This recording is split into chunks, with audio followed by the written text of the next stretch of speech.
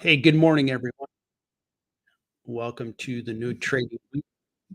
It looks like we are going to be having positive open this morning, which is a good change. Hopefully, the futures stick that we're seeing out there, and I'll cover that. I'll cover some news that is kind of lingering from last week, and then some economic news that's going to come this week.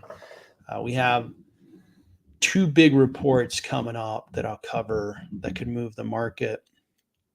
And with regards to earnings, the earnings won't really move the market, I don't think, a whole lot because the market's kind of working with a couple variables that I'll cover in a minute. Last week was horrible. So it'd be nice to get this week and kind of let things settle down. If it keeps going down at a rate of over 5% each week, it's going to be a tough go. If you guys would probably agree with that. Looks like I've got some people online. Doomy Trash, thanks for joining. I'm doing great, man. Overall, corrections are part of the game. It just happens, and you actually can take advantage of them. I'm certainly trying to take advantage of them and buying into some stocks that I really want to own more of. I accelerated my buying in Amazon as an example last week. So I'm doing great. Weekend was good, good football games. The Los Angeles Rams, Detroit Lions game was phenomenal, and a couple other good games in the NFL, and then college football was fun. Obviously, I'm a football fan, and I enjoy watching football while I do some analysis on stocks and get ready for the week. So I'm going into this week, really curious to see where's the market going to go. The market's made up of millions of investors and traders that are actively buying and selling stocks. So the movement of that market is quite fascinating. It's pretty interesting, man. If you consider how I'm going to call it emotionally the market is, it's pretty interesting because investing in stocks is quite quantitative. It's very like mathematic, finance oriented, but emotion plays a big part in it, and it's interesting to watch that play out. All right, so I'm going to go over just a couple of general topics, and then if you have a topic or a stock you want to take a look at, that'd be great. I came into the call looking to evaluate Disney, GCT, and HIMS further. Those stocks came up on the live stream yesterday, and I thought they're really interesting. So I wanted to dig a little deeper, and rather than doing it on my own, I thought, hey, why don't I dig a little deeper with you guys? And you could see how I go through my analysis within my spreadsheets and my models, look at free cash flows, look at earnings per share, try to arrive at a decision with a stock. Disney's a company that we all know of. I've kept up with Disney. I've been a Disney stockholder. I owned Disney 25 years ago. I owned Disney. I haven't owned Disney in the last 10 years. And a big part of it was that I thought the stock was just priced too high. It's an easy stock for people to get their heads around. Everybody knows Mickey Mouse, everybody knows Disney, and so forth. So it'd be interesting to take a look at that one, go through a full evaluation. But if you have another stock that you want me to talk about, please put it out there, and let's get going. So let's take a look at where we're at with the market this morning. It looks like the Dow is up, S&P is up, NASDAQ is up, crude oil is up, which is good because oil has been dropping big time. Crypto has been dropping big time. Bitcoin is down to $55 per coin, and that's a pretty good drop from where it's been. Oil's been down. I mean, oil was trading in the mid 80s 2 months ago. Now it's down to 68. So just a lot of reduction of asset prices, reduction of commodity prices, and even cryptos. So nobody's getting out of this one unscathed. Everybody's getting a haircut, whether you like it or not. As we look at economic news that's coming up this week, I would say the most notable report in my mind is going to be the inflation report. Inflation's been the big giant problem the Federal Reserve's been trying to solve for the last 3 years. It's 2 years. The inflation rate has been way too high, especially in 22. I think we were in the nines, which is really high, and it really created really high food prices. Now it's quite reasonable. The inflation rate year over year is in the twos. Look at that, 2.9. Consensus is that it's going to come in at 2.6. So if it comes in at 2.6, that's good news. If it comes in at 2.4, that's phenomenal news. That's great news. And that's going to be really a big report in my mind, because it sets the table for the Federal Reserve, and it sets the table for the market to expect where interest rates are going to go. If inflation is being controlled, there's no need to use interest rates as the tool, the blunt instrument to bring down inflation, which brings down the economy, which makes discount rates on small cap stocks more punitive. It just makes a lot of things more expensive for financing, for investors. So that's a very big piece of news that I'm, going to read and really process. Following that report on Thursday, where is it? Yeah, initial jobs claims are going to come in. I'm really monitoring unemployment, because unemployment isn't going up. They think the last report was flat, but the new job creation is slowing down, and that eventually will make it so that there's higher unemployment. So that's coming up on Thursday. So I think those are the two big reports that I'm looking to read, and I think those are going to move the market this week. We'll see where they settle in. So I've got a request already. It looks like Do Me Trash. We've been looking at shipping companies, and we can definitely look at NAT and PSHG. And we're going to look at Zim as well. Zim paid their dividend today, so I got a nice big dividend from them.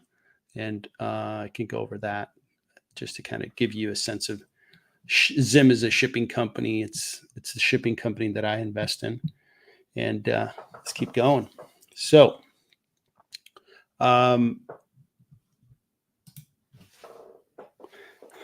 so the shipping industry, right, is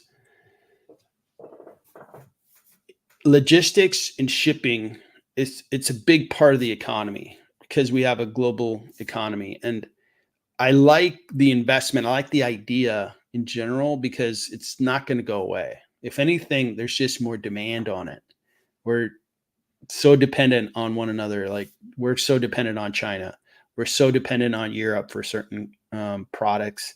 We're so dependent on, different places for resources and commodities. So shipping's just going to continue to be in demand. And I like having shipping companies from that context of, hey, it's going to always be in demand. What's interesting is shipping rates fluctuate. They go up and they go down based on the supply of shipping vessels that are available. If there's more supply than there is demand, prices really drop on the shipping rates. Right now, I think they're not as high as they were a couple of years ago, but they're I think they're reasonable enough for Zim, which I analyze quite closely, to be profitable. So if Zim's profitable, let's see if these two companies we're going to look at are also profitable and stand to make a good amount of money. So Nordic American Tankers, they do double hull.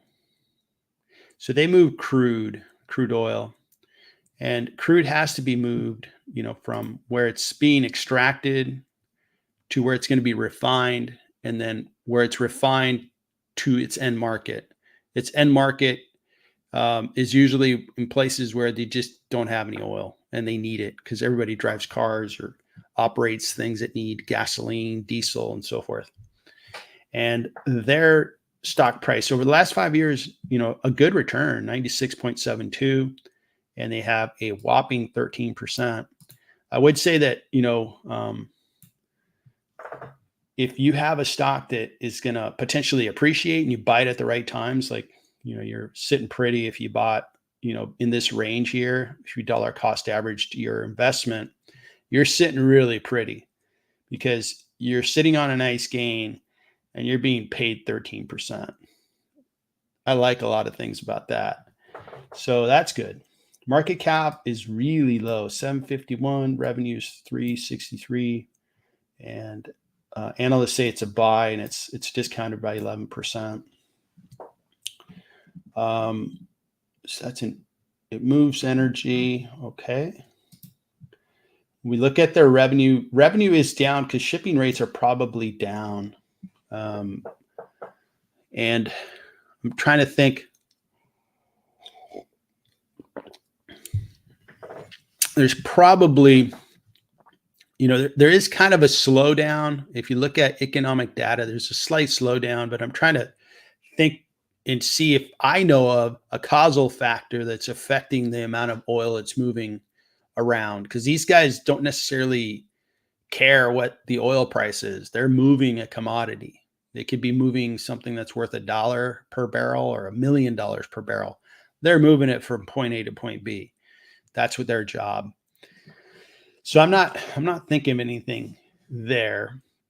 It's a small company, so their growth, from year to year, 21 was a little low because I think there was excess capacity because in 2020 there was very little consumption of oil or a reduction in consumption of oil.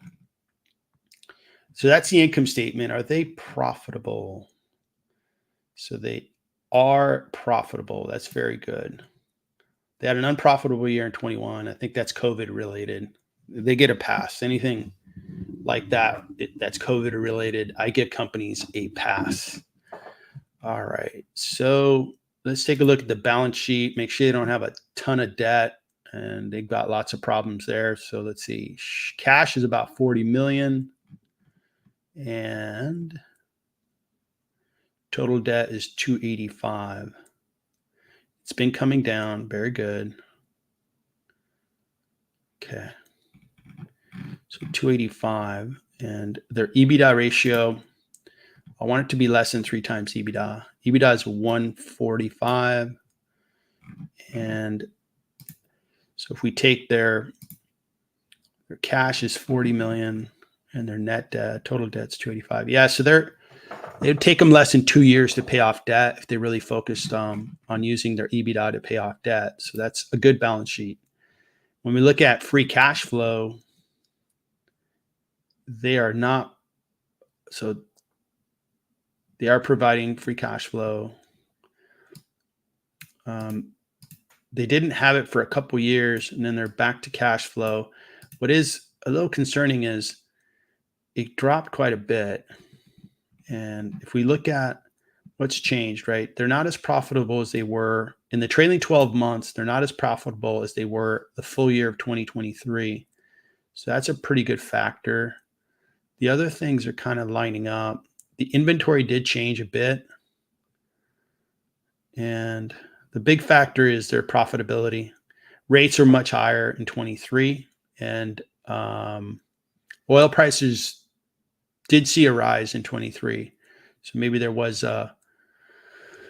additional demand on oil and more shipments. So there was a drop in profitability. So when I look at this company, I'd probably want to be an investor at with a market cap at around 400 million, and their market cap's around 751 million. So I'd probably pass on NAT because and looking at multiple shipping companies is a really good idea because you get to pick like, okay, I'm going to own a shipping company. Let me look at a few and pick the best one.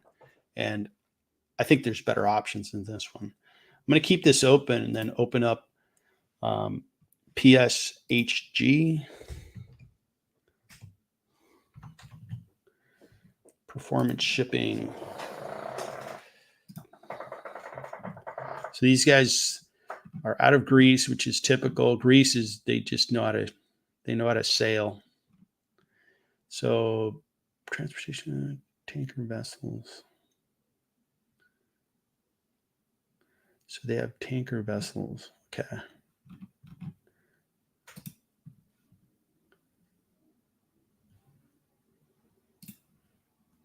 Okay. So that's what a tanker vessel looks like. They fill it with crude oil. They fill it with something in there and they move it from one place of the planet to another. All right. So we understand what their business is about, pretty much like the company we saw. Wow, this is tiny. 24 million. Okay, so that's PE is 1.35. Amazing.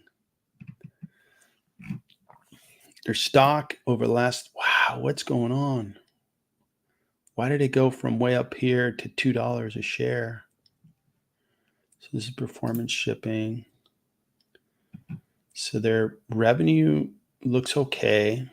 You can see that it's gone down, but again, we just saw another oil shipping company that moves oil, and their revenues are down, which makes sense because I think last year the rates were higher, the shipping rates were higher.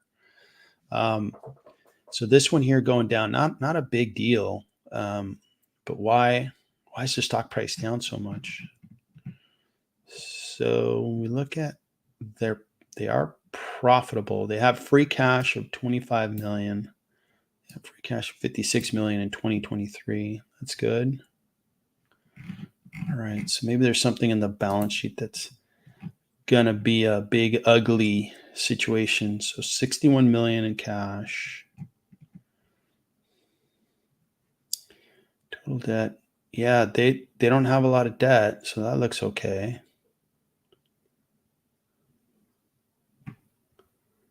Okay, so balance sheet looks good.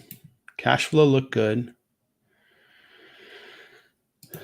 And based on their cash flow, I would put them like, believe it or not, I'd probably say they're like a $200 million value company if they were priced on their free cash flow times, let's say, even if you took their free cash flow times 5, which would be really low, you're looking at $125 million market cap.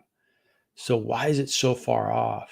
I'm going to tell you a quick story where I found a stock that I thought was worth the risk that resembles what we're just looking at.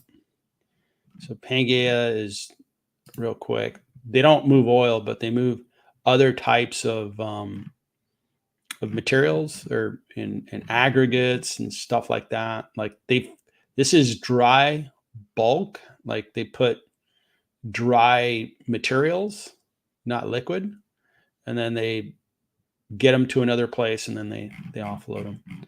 So with Pangaea, and I'm be able to show it here. I found these guys in 2020 and they were pretty much left for dead. But I thought, if these guys could just operate and just run their business, I think they're going to be all right. And they did more than all right. They've just been a really good success story for me.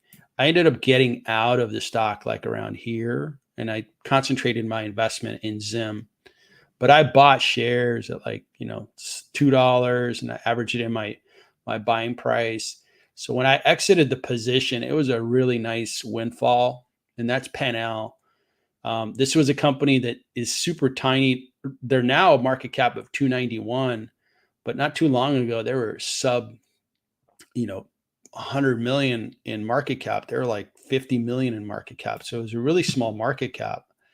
So if performance shipping is going to be a viable concern, if they're going to be in business, they're going to operate, they're going to keep being profitable, they're going to keep generating free cash flow, that could resemble what I experienced with Panel. You have to do the homework and see if, in fact, that's going to be the case. I don't like owning too many companies in one space, especially a risky space. This is a risky space. What are the risk factors, right? So, of course, shipping rates can fall, their profitability goes down, but they could also have, I mean, these ships are going through the high seas, the weather. They could have a malfunction. Like if you recall, one of these ships blocked the Suez Canal in, I'm going to call it Africa, Middle East. And that vessel caused so many problems that I think forgot which government ended up suing the company that owned that ship, saying you need to give us all this money for all the money we lost because you blocked the canal. So a lot of those things can happen, and for the better, for the worse. But I think, if you're looking for a great return, a really high return, this might be a pretty good idea. It worked for me. I got out of Panel, very happy with that. Now I'm in Zim.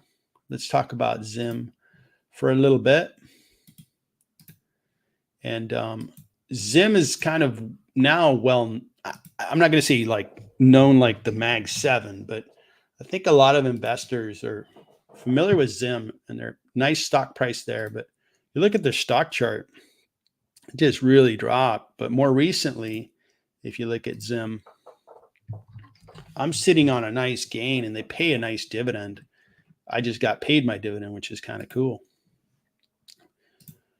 If you look at the 1 year, you could be up on this stock by 145% within the last year, because I opened up like today's stream by talking about it's amazing how the market is so irrational at times, how it's like really dumb. It's like, yeah, this company, they bought new ships back during COVID when they had all that money because shipping rates went through the roof, and they discounted the company by 92%. They were like, yeah, this company's worthless. And they kind of sold it off like a garage sale item, like it's just undesirable. So investors like me are like, well, I made a lot of money on Panel. I'll gladly take all those shares. Thank you very much. And, took advantage of a irrational market where this company really took off, and I'm, I benefited from it. Let me show you where I'm at with my investment there. So shipping is part of the industrial sector, and because they do shipping, and it's marine transportation is the industry. I'm up 22%, and they pay a nice dividend. I own $22,000 of Zim stock, and I continue to buy it. I look at their fundamentals for Zim, and I would say that some of these shipping companies resemble Zim. And it's like, these guys are, if they could just operate like they most definitely can. They don't have to set any records. They don't have to have high growth. They just need to operate and show that, hey, we're profitable at these rates. They're going to do great. Now, we just talked about oil prices being down. Well, guess what is one of the major cost items for a shipping company? They use crude oil to power these ships, or natural gas. But crude oil, the worst part of the crude is given to these shipping companies, and they run these engines that pollute the earth, by the way, really bad. But it's just a really, really dirty crude oil. Well, that fuel is going to cost less. And if it costs less for fuel, that gives them a little more margin. So their shipping rates, you're going to have to deliver it for that rate, but the amount of money you have to pay on fuel is going to be lower. So that's a positive thing for a shipping company. So that might be happening. I've done well with shipping, so I'm glad that we're talking about it. I hope you find the right, stock for yourself. Do me trash, and thanks for bringing those up. Today, our friends at Zim issued out their dividends. I got paid $1,200 in dividends. The Israeli government took what ended up being about $300 for taxes, and I ended up with $900. $900 every quarter is pretty cool. That's pretty nice little dividend. But I don't invest for dividends. I think we saw. So dividends are nice to haves, but they're not the driver of my investments. I think that dividends can kind of throw us off. See, these guys, they don't provide a dividend. That's fine. That's perfectly fine in my book, because even the analysts agree this one's a strong buy. As long as they can just perform. One analyst is covering the stock. I guess two, this guy and myself. But see, if they could just have positive earnings, there's no way around it. This is more valuable than the stock price, it would seem. You need to do your own homework. You need to make your own decisions. I'm not recommending you buy, hold, or sell this stock. I never recommend that on any stock I cover. I'm just sharing my opinion on it. But this looks interesting. I'm good with Zim, but anybody else that's interested in this company, it's worth putting in some time and doing some homework on it. So let's take a look at Disney. So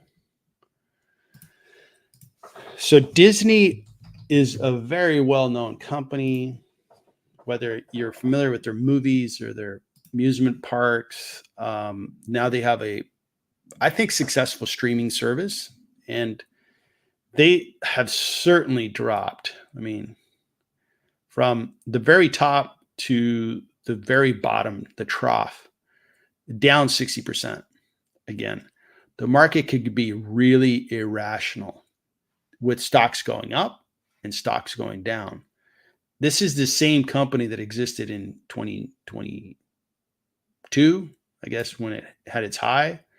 And the market's, taking 60% of the market cap off the table. Like, this is an undesirable company. And it's Disney. It's a good brand. Now, more recently, it's really come down in price, 28%. But more recently, what I did not like about Disney for a long time were their fundamentals. Their fundamentals just didn't look good, especially their free cash flow. It's no secret they've had problems.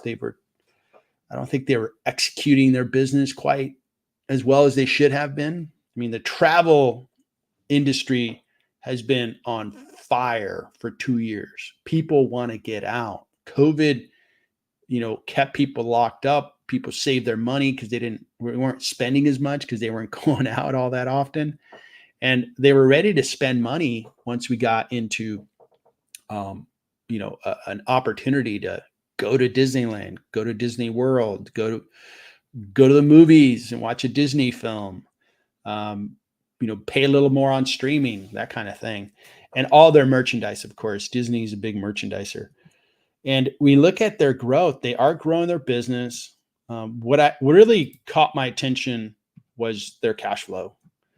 Their cash flow, historically, you could see their cash flow is terrible. And I actually thought Comcast was a better investment, because if I were to take the average of these cash flows, it'd probably be around, I don't know, $3 billion. And I would say, okay, well, Disney is a good company, so I'm going to say 3 billion times 20. That'd be about a $60 billion market cap, but they're 160 billion. So I just thought they were way overpriced. And I've done videos on my channel. I've compared Comcast to Disney, and that was the conclusion I arrived at. But if we look at 8 billion, I think that was their free cash flow for the trailing 12 months, and multiply that times 20, we get to 160. Okay, now we're getting somewhere. That's not a bad situation at all. So let's do this. Let's go ahead and start analyzing Disney. And what I'll do is I'm going to open up a new intrinsic calculator, and we'll go through and value Disney. And let me see if I got a good example company to start. We'll start with Meta. That's a good one. And I'm going to open this tab on another screen I've got here, just so that I could use two screens to my advantage and update the screen here. So this model I created, and what I did is I took my experience in investing and experience in finance. I've got an MBA, and it was fun to do modeling back when I was doing my master's. Now, I also looked at other YouTubers and kind of appreciated how they went about it. There's some models that are kind of like a black box. It's kind of like a software. You put in these numbers, then it spits out a different number. It's almost like a calculator. You put in the numbers, and it doesn't show you the logic nor the calculations. And I didn't like that, so I built my own, and that's what you're seeing. So we're going to go over Disney.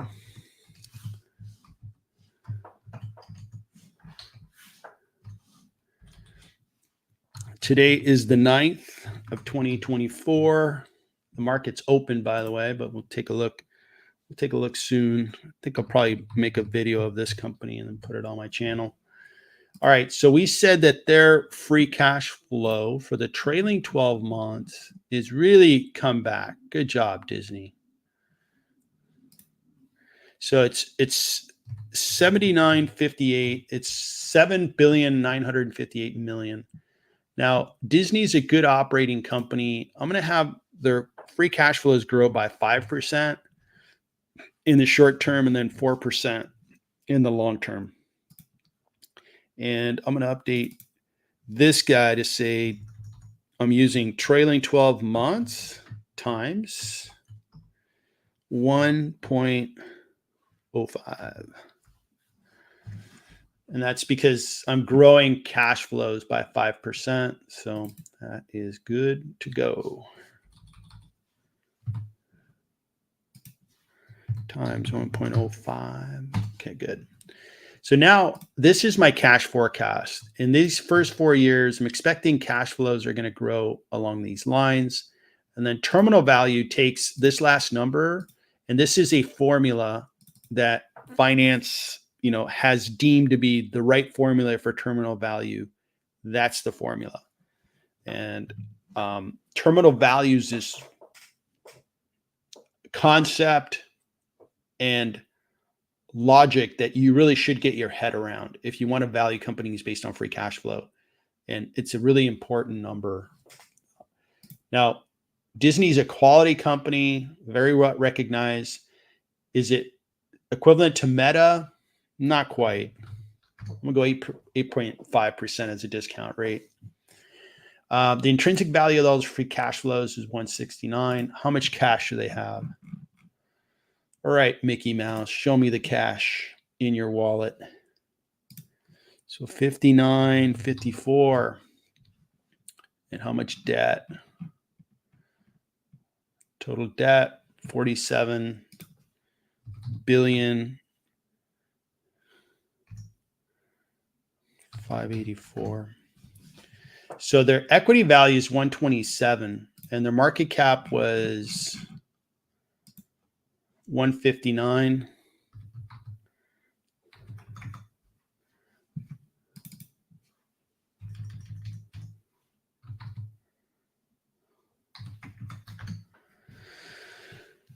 All right, so shares outstanding are 1,820,000,000 shares outstanding, and the share price is $88.15.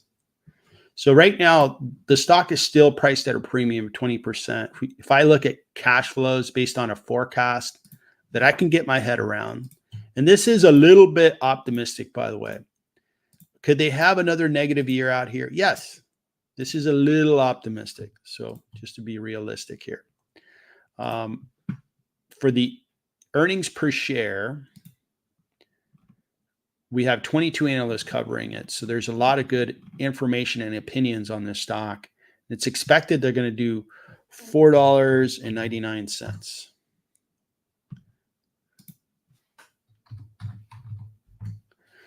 PE of 24. How did I arrive at a PE at 24? Disney is a very respected company. They're not growing a whole lot, but it's a very top brand company in their industry. Looking at growth rate, other analysts think they're going to grow by 5% in 25 and then 12% in 26. So go with 6. So if we look at the earnings per share method, and here's the formula for that guy. We get to a pretty nice discount of 44%. I blend the two, but I take more weight into the free cash flow method, and I get to a 1% discount on Disney. Now on the live stream and on subsequent, like Discord chats that I've been on, is my intuition was saying, I'd like to wait for the Disney stock to drop another 20, 30%. And I still feel the same way. I think Disney, if it dropped 20%, I'd probably start dollar cost averaging into my position. And when it comes to high quality companies like Disney or Meta, Nike, Starbucks, you should not expect a discount like we were looking at earlier for shipping companies that are not known. And the reason for it is it's a high quality company. It's very well known. I mean, who doesn't know Disney? Everybody knows Disney. So I have to be rational with my expectations that this could be a really good stock to pick up. It's headed in the right direction, but for now, it's just going to graduate into my watch list. So I'll add it to my watch list and keep track of it. So we'll put it right here.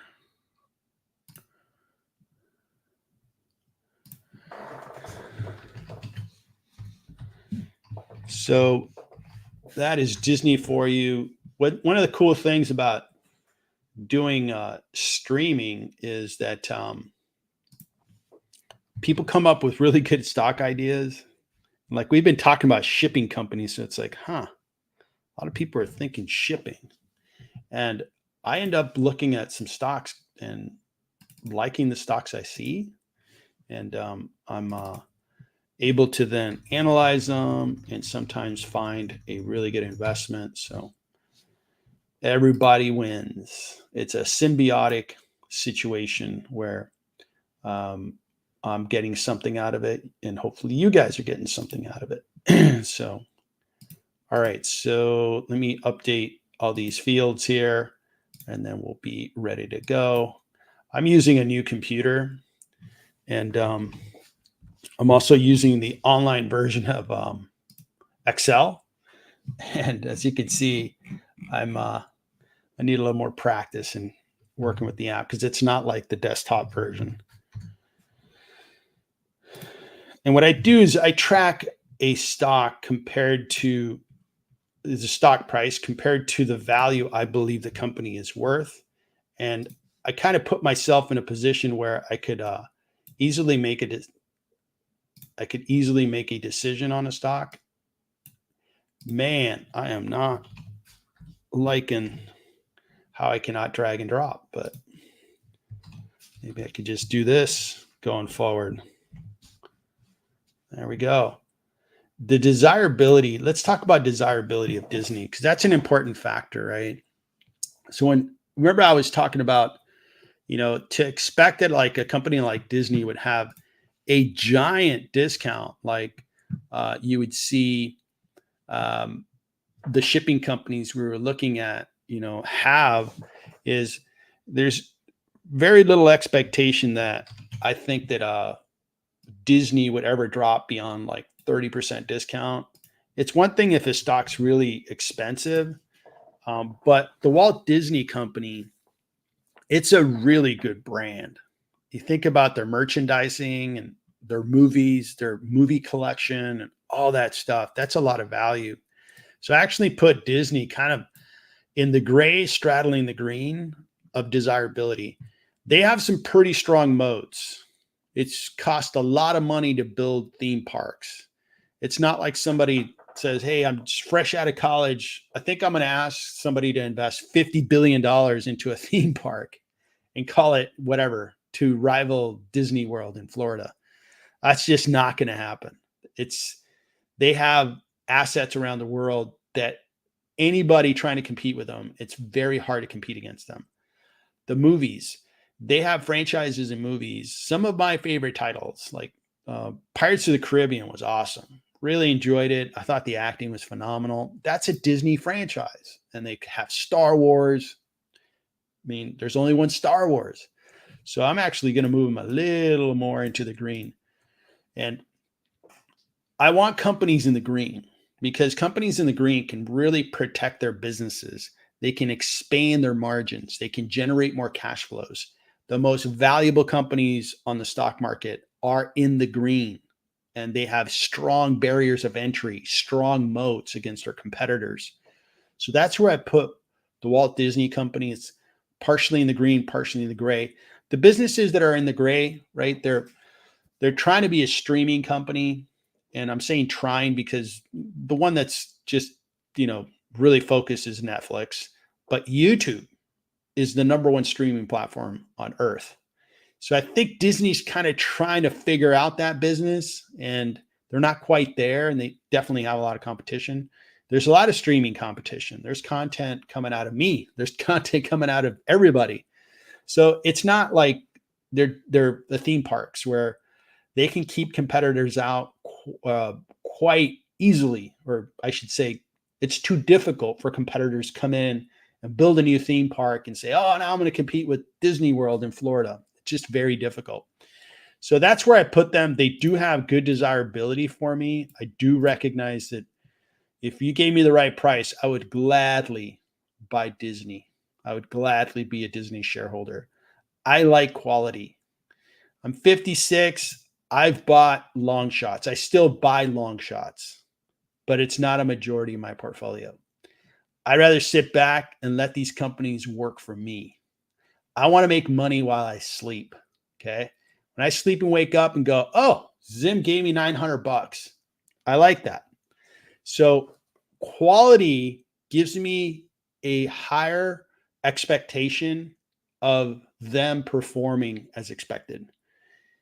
Long shots, let's face it, some of them surprise us. And if they surprise us, the market just punishes small companies.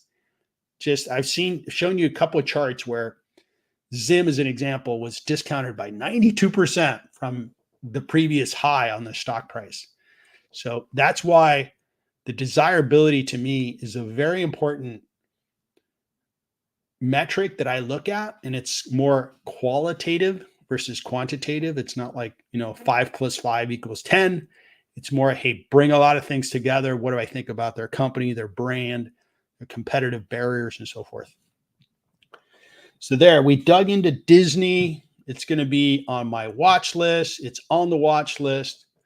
I've got information to work with, and if it hits the right zone, and what the barrier of entry strength for them, I'm going to put them at an 8. And then analysis date, I analyzed them with you guys on the 9th of September. And I put that there just in case I've got, analysis that's 3 months old and I'm about to buy a stock. I'm like, "Oh, hey, let me go update my analysis, make sure they didn't, do something that would be detrimental to their stock price." All right, there we went through a complete valuation of Disney from start to finish, and I put them on my watch list. All right, stock market, what do you got for me? What's going on, stock market? Dow Jones up 62%. Nice. The S&P is up 0.84. NASDAQ getting up off the mat. It went 5 rounds with Mike Tyson. It's bloody. It's got open facial wounds. The NASDAQ just got its butt kicked last week.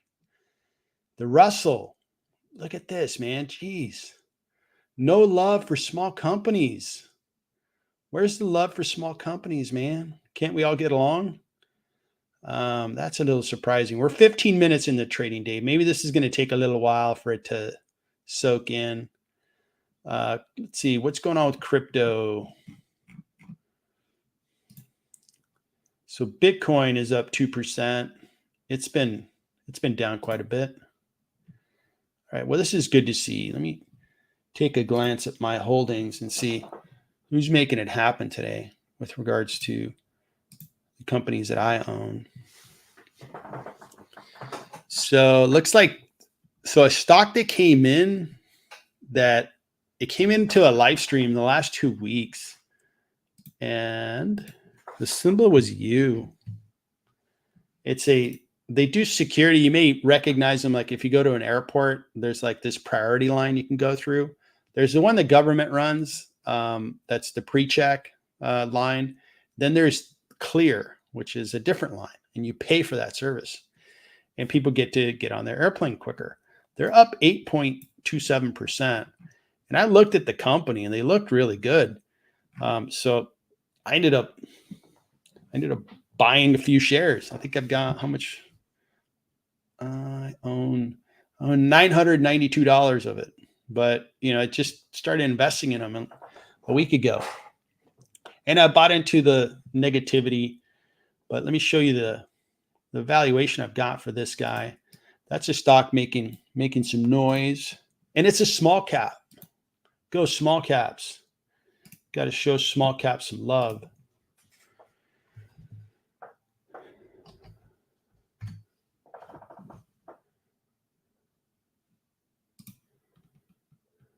So here's Clear Security. See how I used a higher discount rate because it's a smaller company. It's riskier, but their cash flow is really good. They're showing growth, if I recall. And they have 32% growth in the trailing 12 months. In the full year 23, they grew by 40%. They're a small company, but man, I'm liking what I'm seeing. And their stock price now is $30.97.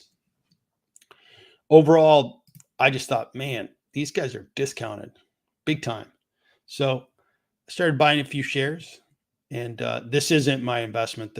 I copied this from elsewhere, so disregard this for now. I think U is a software company. It's down here. If I update the stock price, I'm up 9% on the stock in 1 week. And I made $83. I made $900 in my dividend from Zim, $83 from U, $1,000 a day. I'll take it. After last week, feels good. Feels good to be in the green again, man. Last week was a little tough, man. A little tough.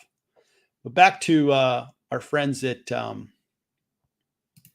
U. This was a nice little company that I think it was Brian that suggested this stock, and he's been suggesting some really good ideas. I think he's running his screeners and looking for growth, small caps. I think may have a lot of value to deliver to investors over the next couple of years because they have been left behind.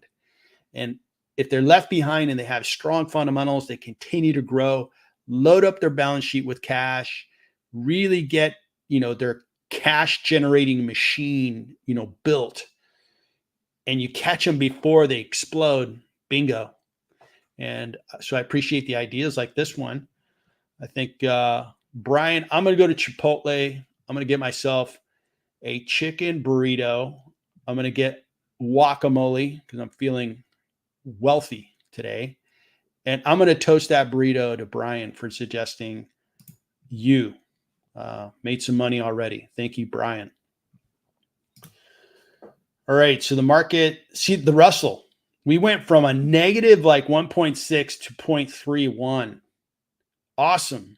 Come on, Russell. Keep moving. Keep moving, man. It's like you got to zig and zag. Other stocks making some noise for me. Coinbase is up 5.5% because Bitcoin is up. Qualcomm, oh, beautiful.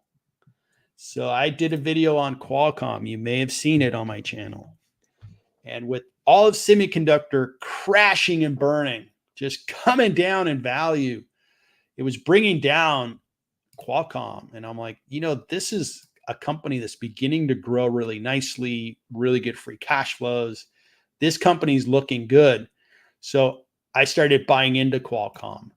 And when we look at Qualcomm,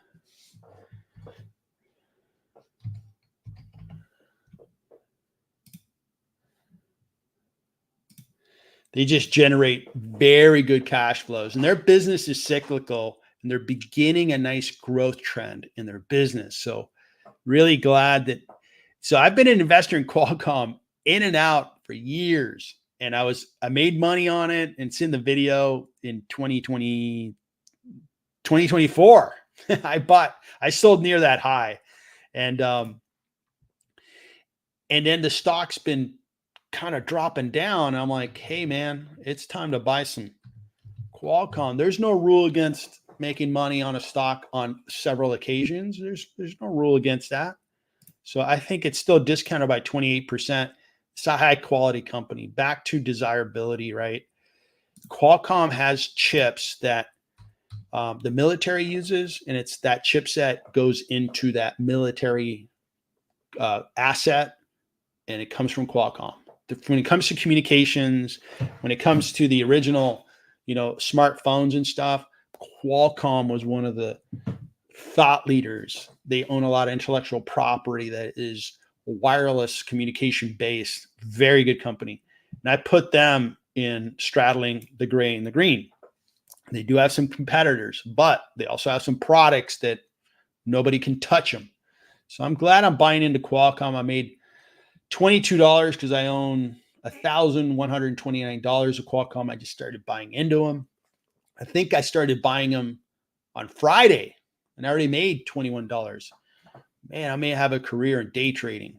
I might give up this long-term trading where I make a couple $100,000 a year and have companies work for me at night, and I have a long-term, success path of continued success. No, I think I'll stick to long-term investing. So Robinhood is up 2%. I like Robinhood. Airbnb is up. Uber's up. Meta's up. Live Nation is up. PayPal. PayPal's been working. PayPal is beginning to work. It's still not setting any records on my portfolio, but it's working. Adobe. Man, I can't believe Adobe's been discounted. I bought into it. It's doing well today. The laggards, looks like DocuSign gave up all its gains from Friday. I was so proud of DocuSign. They were up 4% on Friday when the rest of the market was crashing and burning. The rest of the market was laying on the mat, just beat up, bloody. And my friends at DocuSign stood up tall with about a 4% gain. They're giving it all up today. What is going on? They put really good earnings out there. And the market recognized it, and now it's down. That's funny. I think I'm going to buy some DocuSign today. And then those are the notable losers. Zoom is down a little bit. The two symbols are similar. All right, cool. So I'm seeing a lot of green on my screen. Hopefully your investments are doing well.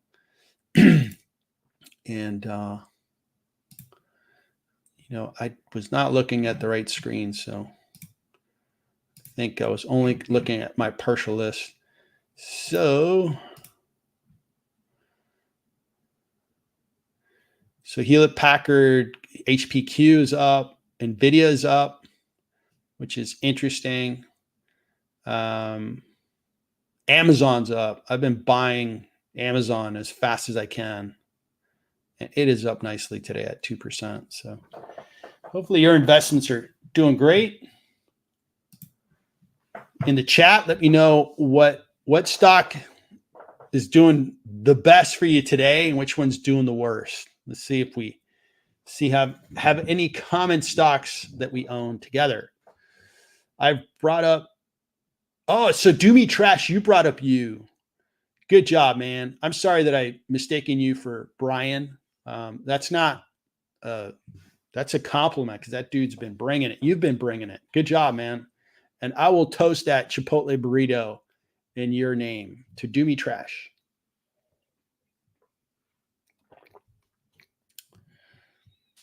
Yeah. And then Hims, right? So we're going to go over Hims. It's good that, you guys are kind of harvesting good quality companies out of small caps, because if you look at small caps, we're going to look at this really quick. Now, I don't invest by looking at the big picture and just making decisions on the big picture, but it's important to know the big picture, right? When we look at the Russell, which is made up of the 2,000 companies after the big massive companies, so they include a lot of the small caps. We look at the 1 year, it's up 13%, which isn't bad.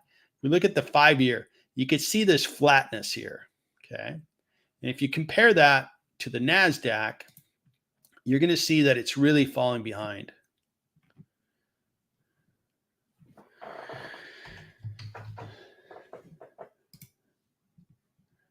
So the NASDAQ's up 106% in 5 years. The Russell's up 33. From a compounded rate of return, right? This is a very poor return over 5 years. That would be like 5% return if you compound it. That's terrible. So it's not that the companies are terrible. I continue to show you examples where the market is irrational. It's unfair. It discounts companies and just punishes them, like Disney. Boom, it was up at a certain amount, down 60%. That's, to me, that's irrational. It's not like, geez, man, why are you so volatile? You ought to go on medication of some type. And it's fine. We're not going to judge you for it, but market, you need to chill out. And here's the Russell 2000. So in here, big picture, there's probably some really good quality companies that are being discounted with the lot. It's being discounted with this category. So as we look at a company like Hims, you see that their growth rate is very good. Their growth rate is excellent. Okay. There are only a small minority or small fraction of companies that are growing like this. And they're not tiny. $1 billion in their run rate. It's not tiny. It's not big, but it's not tiny. And I mean, that's a good looking growth trend, man. Very good looking. Balance sheet's good. So we have cash of 227 million, and we've got no debt, really. 11.48 million, not a lot of debt. And they're cash flowing. So let's do a complete analysis on this guy, see where we land. All right. So Doomy Trash is all over the chat. I'm gonna toast that Chipotle burrito in your honor, sir. Let me put that here. All right. So let's take a look at the intrinsic value calculator. Now, Hims, I'm going to put Hims is kind of a healthcare company. So I'm going to put them next to United Therapeutics, which is a phenomenal biotech company. I love them.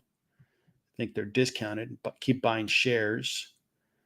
And Catalyst is also really good. I'm up on both of them. So hopefully putting them here kind of rubs off on Hims, kind of rubs some of that good luck into the Hims stock.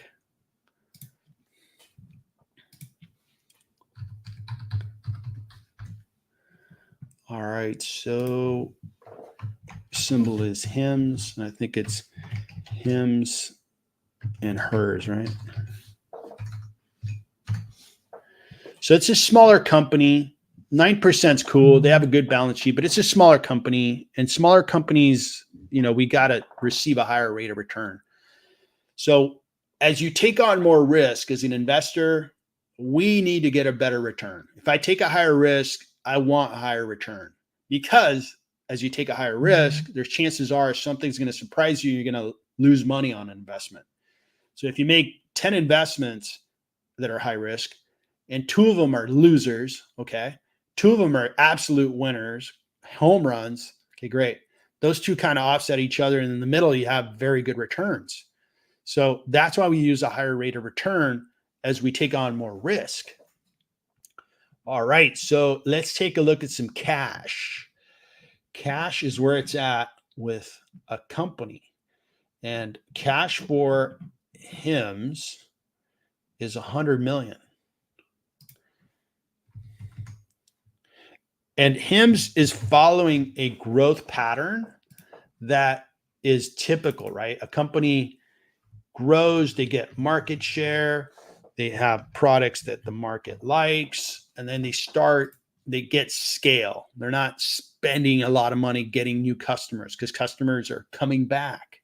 They are putting out good reviews on their products, and then other people come and buy their product. So all that stuff's happening. Growing at 10% is reasonable for HIMS. I'd actually say a company like at their growth rate, I'm gonna go 20% because they're growing their top line by 50%, man. It's phenomenal. Excellent job. HIMS.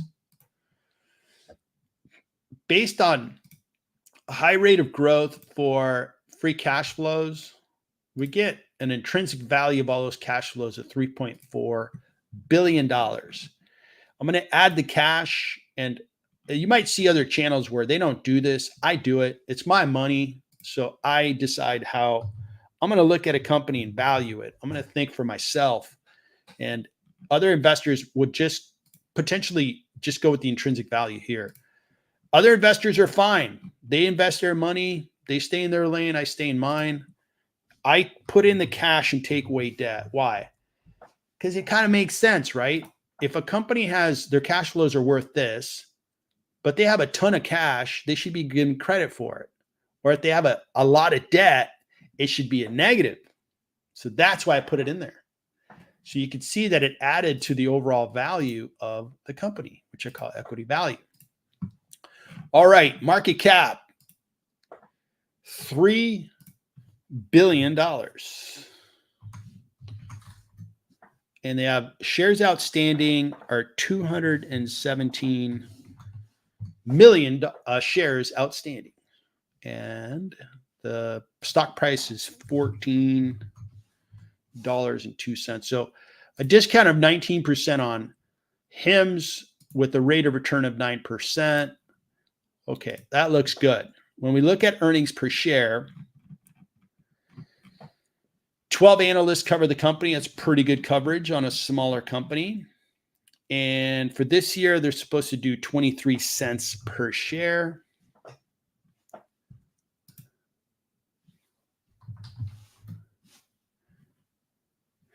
And I'm going to go with 36 because it's a high growth company. The growth rate, they're going to grow their earnings per share quite fast. Man, really fast. So I'm going to go with 25% growth.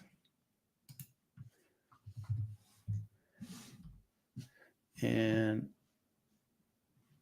even so, I'm not getting a great valuation using earnings per share. So right now, I think the HIMS stock is fairly priced. When we look at the HIMS stock, where has it been? I mean, it was way up and it's way down. Now, I would say the momentum of the HIMS stock, it may continue to slide down. Something's out there. I think other investors might be looking at the fundamentals and saying, wait a second, it's not as great and valuable as I thought. So they are marking down their valuations. And the analysts that are covering, the 12 analysts are saying it's discounted by 47%, but what they do is they usually just use earnings per share valuations, and they usually have PEs. What's their PE that they're going with? See, they use a forward P of 50. And I get that. Some investors, not me, really make investments with growth companies. They really use growth. And that's their lane. It's not my lane. I can't go that high because it's not sustainable. You're not going to be at a 50 PE forever. You're going to be there for a year. And if your stock goes down in value, it's going to improve your PE. If your stock continues to rally, it's just going to get outrageous. But eventually it has to come down. The market rate is like 23, 24. So the closer you are to that market rate, the more realistic it is. And I can go 36, but that'd be as high as I want to go.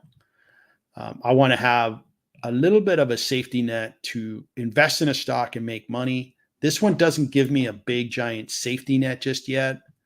But I think it's worth watching. So I'm going to put it on my watch list and see where it goes. See if I could track it for a little while. I'll just mark that I have to update this later. I won't bore you guys with data entry. All right, so that was HIMSS. We just went deep into the analysis for HIMSS. We did Disney.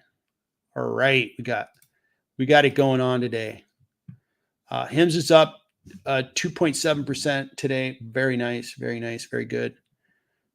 All right, excellent. Let me see if I've got any comments coming in.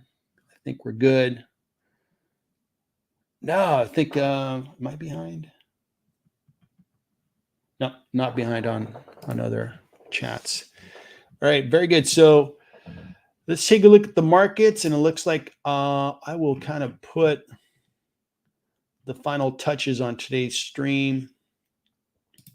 So the market's got good energy to it. It's got the NASDAQ is up 1%. We're 38 minutes into the trading day. So NASDAQ is up 1%. S&P is up 0.94%. Dow up 0.94%. So it's a good day to see some green, man.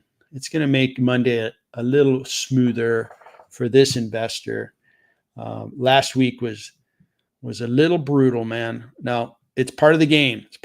But it's still, I guess, psychologically, when you see your portfolio drop in value, it's like, okay, got to deal with it.